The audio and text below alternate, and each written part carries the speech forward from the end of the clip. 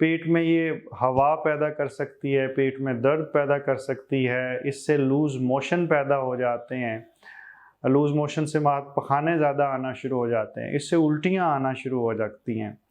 और इसके साथ बाज़ का पेट की दर्द सिर्फ ऊपर वाले हिस्से की बजाय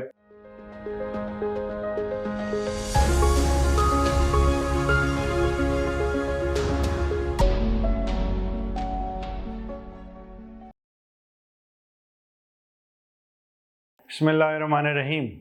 माइकोफिनोलेट मोफिटल, मुश्किल सा नाम, लेकिन ये एक दवाई है जो ट्रांसप्लांट के पेशेंट्स के अंदर इस्तेमाल की जाती है, SLE के पेशेंट्स के अंदर इस्तेमाल की जाती है, और बहुत सारी दूसरी ऐसी बीमारियां होती हैं जिनके अंदर इसको इसलिए इस्तेमाल किया जाता है कि हमारी इम्यूनिटी हमें नुकसान ना पहुंचा सके। हमने वीडियोस का एक नया सिलसिला शुरू किया है जिसमें हम जिस्मानी सेहत के अलावा ज़हनी सेहत के ऊपर एक वीडियो करेंगे। ये वीडियो किताब, शख्सियत और किसी भी ऐसे मौजू पे होगी जो हमारे जहन की ग़िज़ा बन सके। जी हाँ, हमारी इम्यूनिटी बाज़ अपनी ही दुश्मन बन जाती है और अपने ही जिस्म को टारगेट कर बैठती है। इसकी एग्ज़ाम्पल SLE भी है, इसकी एग्ज़ाम्पल गेठिए का मर्ज़, रोमाटॉइड भी है।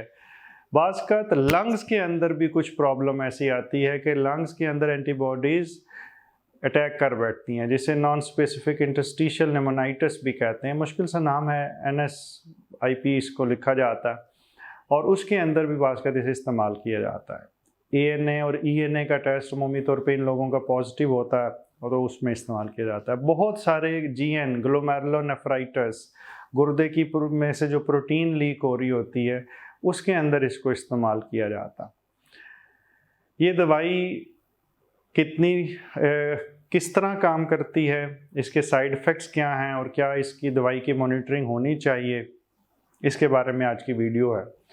पिछली वीडियोस के अंदर और इस वीडियोस के अंदर मैं दवाई की डोजेस को ज़्यादा डिस्कस नहीं करना चाह रहा था कि लोग डोज अपनी मर्ज़ी से तब्दील ना करें, कि बहुत डेंजरस हो सकता।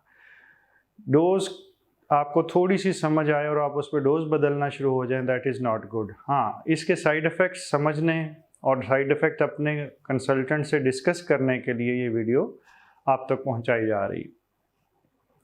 तो माइकोफिनोलेट मोफिटल करती ये है कि ये साइकिल जो सा सेल है, इसका एक साइकिल होता है। हमारे जिस्म में सारे जो सा बने हुए हैं, हम एक मुख्तलिफ सेल्स से बने हुए हैं। ये सेल्स रेप्लिकेट करते हैं, 1 से 2, 2 से 4, 4 से 8 हो जाते हैं। इन सेल्स को 1 से 2 और इसकी ये जो सी रेप्लिकेशन है, इसको किसी जगह अगर रोकना हो तो हम ये और इस जैसी कुछ और दवाइयाँ इस्तेमाल करते हैं, तो फिर ये सेल्स तेज़ी से बढ़ना बंद हो जाते हैं। और ये ज़्यादातर उन सेल्स को इफेक्ट करते हैं जो इम्यूनिटी से रिलेटेड हैं, जैसे WBCs। आप WBCs वाइट सेल्स हैं जो हमारे जिस्म की पुलिस होते हैं, और वो इन्फेक्शन के ख़िलाफ़ भी और हमारे जिस्म में ऑटो इम्यूनिटी में भी मेन रोल प्ले कर रहे होते हैं। इन सेल्स की जो सी अच्छाई ये है कि ये जरासीमों को मारते हैं, और बुराई ये है कि बाज़ का अगर इनको गलत रिपोर्ट हो तो ये अपने ही जिस्म के कुछ सेल्स को मारना शुरू हो जाते हैं, और यहाँ पे ये दवाई उनको जाके कहती है कि भाई आपने हमारे सेल्स को नुकसान नहीं पहुँचाना, तो दैट हेल्प्स। उसकी वजह से गुर्दे बेहतर होते हैं, SLE कंट्रोल होती है, गठिए और दूसरे अमराज में फ़ायदा होता है, लंग्स बेहतर होते हैं, और ट्रांसप्लांट के अंदर नया जो मेहमान गुर्दा है उसकी हिफाजत हो पाती है। ये तो एक जनरल सा मैकेनिज़्म था कि ये काम कैसे करता है।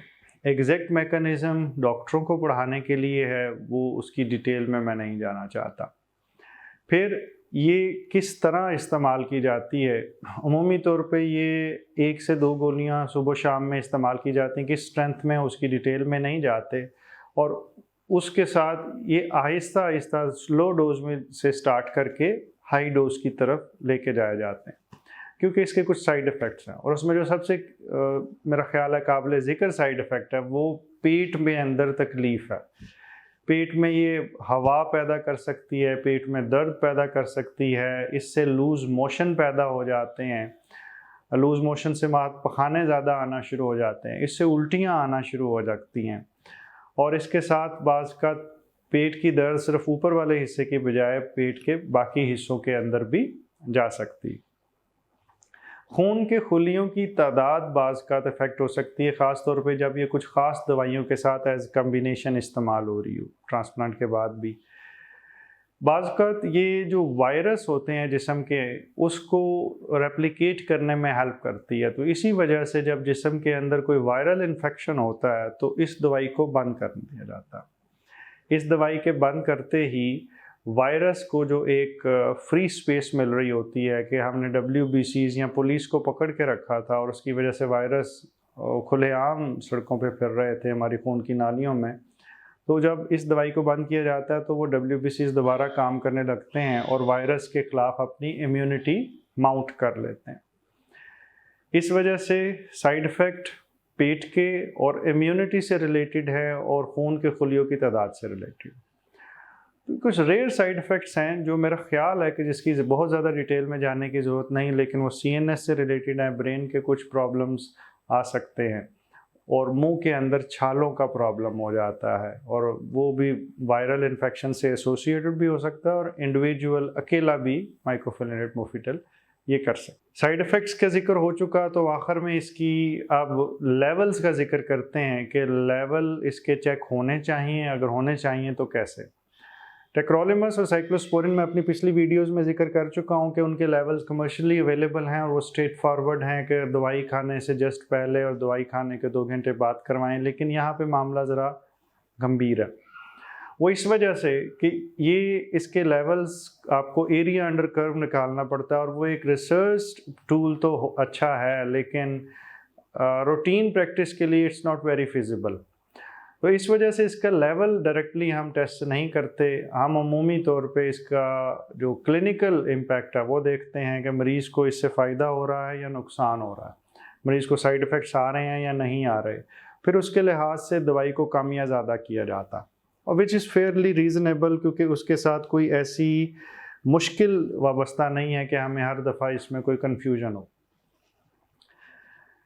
तकरीबन माइक्रोफिनुलेट मोफिटल की सारी बातें हो चुकी हैं। एक चीज़ इसके साथ ये है कि माइक्रोफिनुलेट मोफिटल के 2 पार्ट हैं, एक 2 किस्में हैं आप इस तरह कह लीजिए। एक जिसके अंदर मैदे की तकलीफ़ को रोकने के लिए उसको कोटेड किया जाता है, एंटारिक कोटेड, उसको माइफोटिक कहते हैं, और सिंपल वाले को सेलसेप्ट कहते हैं, और ये बेशुमार और नामों से भी मौजूद है। लेकिन रिसर्च हमें ये बताती है कि शायद इन दोनों में इतना बड़ा फ़र्क नहीं है, यानी कि मैदे के साइड इफ़ेक्ट माइफोटिक में रिपोर्टेडली कम होने चाहिए, लेकिन देखने में ये आ रहा है कि मिलते जुलते ही हैं। अगर फ़र्क है भी तो कोई बहुत बड़ा फ़र्क नहीं है। तो प्रोबेबली कुछ हमारी प्रैक्टिस अभी भी ऐसे ही है कि जिनके मैदे में तकलीफ़ होती है तो हम उनको चेंज कर देते हैं, लेकिन ये फ़ैसला भी अब टेलर करने की ज़रूरत है क्योंकि एविडेंस इसके बारे में थोड़ा वीक है।